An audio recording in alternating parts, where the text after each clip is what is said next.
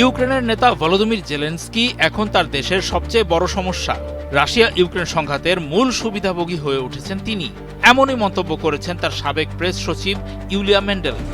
ফরাসি সংবাদপত্র লে জার্নাল দুদি মাসে প্রকাশিত এক সাক্ষাৎকারে তিনি জেলেনস্কির বিরুদ্ধে দুর্নীতিকে সহায়তা করা, কর্তৃত্ববাদী আচরণ এবং নিজের রাজনৈতিক অস্তিত্ব টিকিয়ে রাখতে যুদ্ধ লম্বা করার অভিযোগ তোলেন।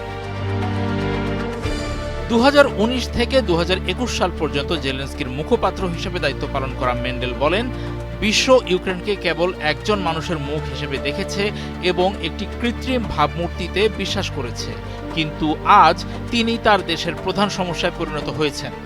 মেন্ডেল আরও বলেন, সামরিক আইনের দোহাই দিয়ে নির্বাচন স্থগিত করার মাধ্যমে ক্ষমতায় টিকে থাকা জেলেনস্কি এখন এই যুদ্ধের মূল সুবিধাভোগী। উল্লেখ্য, 2024 সালে জেলেনস্কির মেয়াদ শেষ হলেও তিনি নির্বাচনের আয়োজন করতে অস্বীকৃতি জানান। এতে মস্কো তাকে অবৈধ ঘোষণা করে এবং তা শান্তি চুক্তির ক্ষেত্রে বাধা হিসেবে চিহ্নিত করে। ইউক্রেনের সবচেয়ে বড় মিডাস দুর্নীতি কেলেঙ্কারির কথা উল্লেখ করেন ইউলিয়া মেন্ডেল।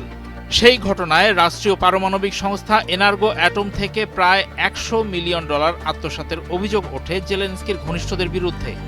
ইউক্রেনীয় প্রেসিডেন্টের দীর্ঘদিনের সহযোগী তিমুর মিন্ডিচ, যাকে জেলেনস্কির মানিব্যাগ বলা হয়, তার মতো ব্যক্তিদের কর্মকাণ্ডকে মাফিয়া অপারেশনের সঙ্গে তুলনা করেন মেন্ডেল।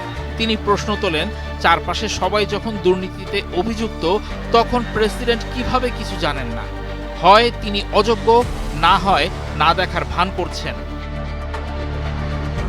এছাড়াও জেলেনস্কির ঘনিষ্ঠ চক্র ইউরোপীয় ইউনিয়নের দেওয়া বিপুল পরিমাণ অর্থ আত্মসাৎ করেছে বলে তিনি দাবি করেন।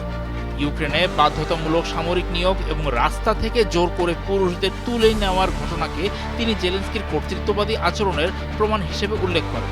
মেন্ডেল জানান, যুদ্ধের প্রকৃত চিত্রে রাশিয়া হেরে যাচ্ছে না।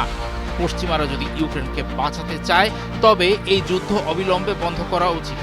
এক্ষেত্রে 1940 সালের উইন্টার ওয়ারে ফিনল্যান্ডের সোভিয়েত ইউনিয়নের সঙ্গে করা চুক্তিকে উদাহরণ হিসেবে গ্রহণ করার পরামর্শ দেন তিনি, যেখানে ফিনল্যান্ড ভূখণ্ড ছেড়ে দিয়েও দেশের স্বাধীন অস্তিত্ব টিকিয়ে রেখেছিল।